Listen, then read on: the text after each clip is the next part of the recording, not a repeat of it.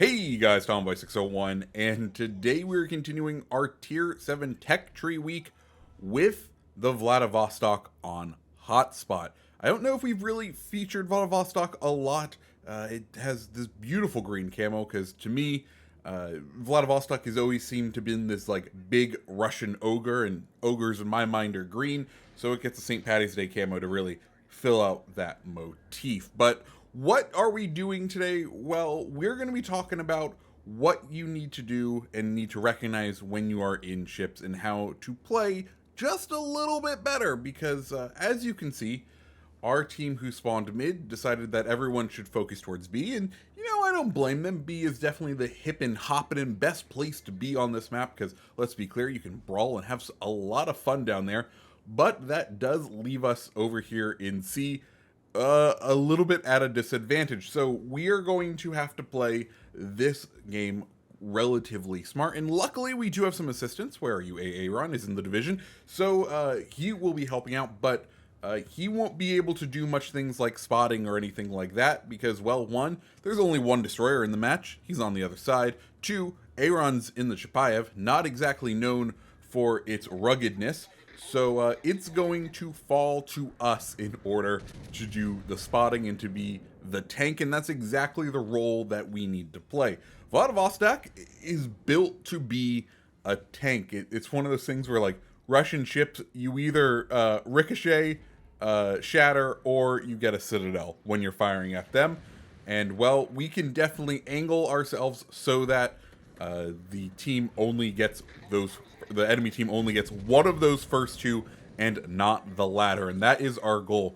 We are going to plant ourselves right here in this mouth, allow ourselves to be angled very well against any sort of enemy fire, provide the spotting for the team, and go from there. So first things first, Mogami's Torps coming in, and we're just going to go ahead and hit the reverse. Of course, they're coming in relatively quickly, but with just a little bit of adjustment, we can go ahead and deal with them. Thankfully, they run out of steam right there, and all is well. As far as our commander build, well, we are running Mikhail Kedrov. We don't have him really upgraded that much.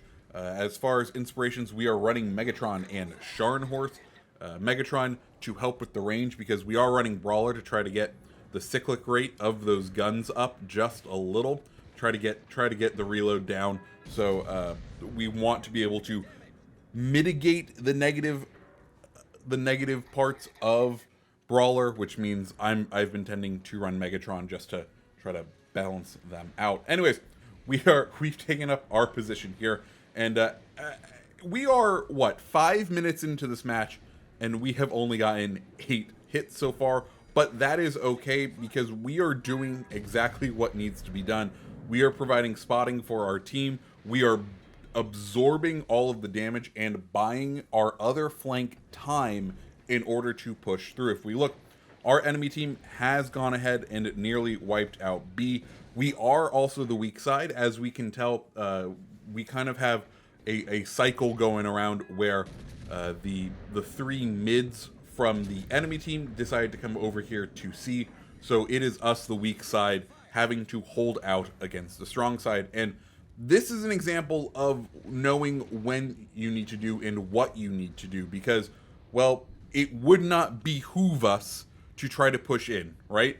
That is just going to open us up to more fire. What will help us is this kind of slow tactical retreat, holding it off, ensuring that the enemy team doesn't get the cap, because of course the enemy team did manage to get the B cap, but if we can maintain fire on those who are in the cap, then we will be able to prevent them from getting any sort of huge points lead. Of course, we are at a points deficit at this moment, but one that right now isn't too hard to overcome. As far as targeting priority in this segment, well, we kind of only have 2 options. We can pull out and try to hit that hipper, though if we do that, we do take a ton of fire. Our only other option really is this Flanders here. Now, you may be saying, Tommy, why aren't you flipping to HE? And that's just simply because, well, I want to try to knock out his guns. As you can see, we have been taking gun hit after gun hit here, which does put us at severe risk.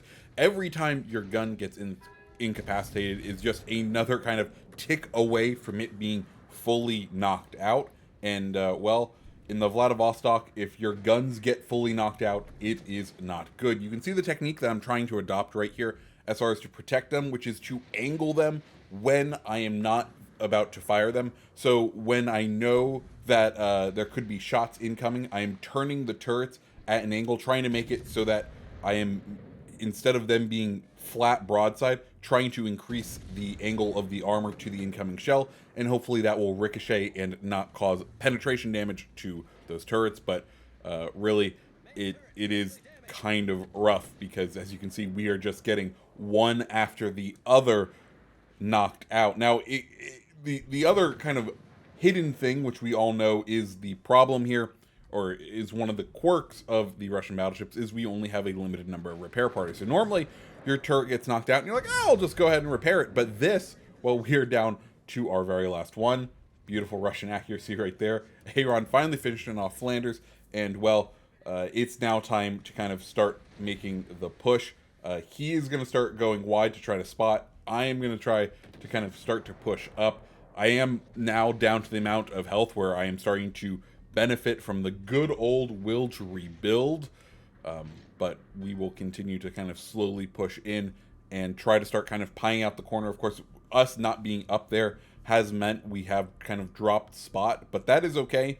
We can go ahead and take our time, as the team has finally cleared the side of B, and we've still pretty much held strong over here with a decent amount. Cleveland pops up, and, well, we do get a couple of good hits on him here, and now it's going to be our turn to start dealing some damage, because as our friendlies kind of come over from B, they are going to start forcing the enemy team out of their hidey holes, kind of get them spotted where they previously weren't able to be spotted, which is all benefit from us. Cleveland being concentrated right now, and, well, I, for one, am very glad, because he is, I'm sure, the cause of many of the fires that I have taken on board from on this Vladivostok. So, as we sort of move into the final stages of this match, or really the more exciting stages of this match, is we're finally able to start seeing the targets that are hitting us and being able to slap them back as they are sitting relatively broadside to us, even if we won't be able to see how much damage we do when we hit citadels. Let's go ahead and talk about the importance of what we did here, because if you were watching, you probably noticed we were, in fact, the kind of in a position that was not great. And a lot of times you hear people say, you know, you have to win your side, and winning your side doesn't always mean actually winning your side. Sometimes it means just holding it long enough for the rest of your team to come and assist, and really, that's all you can do. And I know there are some pain points out there, because I've had times where we had a hard fought and won a side, and then I look up and, well, I'm the last one standing, or one of the last couple of ships left in the match. I'm like, oh, so there's nothing for us to do. But ultimately, it's a team game, and you need to try to put your best foot forward, even if you're on a side that isn't the one that strikes your fancy, right? I will be the one to say I much prefer the B side on this match, and I don't blame my teammates necessarily, especially the mid ones, for coming over to C. Would I have liked their assistance earlier in the match? Absolutely, but we spawned at C, and therefore we had to develop a strategy to try and not lose the end of the match. And here we are. The three of us on this side ended up holding C, preventing it from being capped, which is a big thing. And even without a destroyer, I was able to provide some decent spotting for my team throughout the match. And we were able to ultimately win out on this side and put the enemy one last cruiser in full retreat. So, guys, I'm just saying, I know there are some times where it doesn't seem fun, like, you know, you're going to get overwhelmed. But one, being overwhelmed can be fun. Two, sometimes you just got to bite the bullet and, grind the grind, because that's what you need to do in order to get the W at the end of the day for your team. So with all that said, guys, we'll go ahead and wrap up the match. There isn't much left in the game. We ended up getting the cap finally at the end of C, and that's about it. Guys, if you liked the video, go ahead and hit the like button, hit the subscribe button, and I hope you have a fantastic rest of your day. See ya.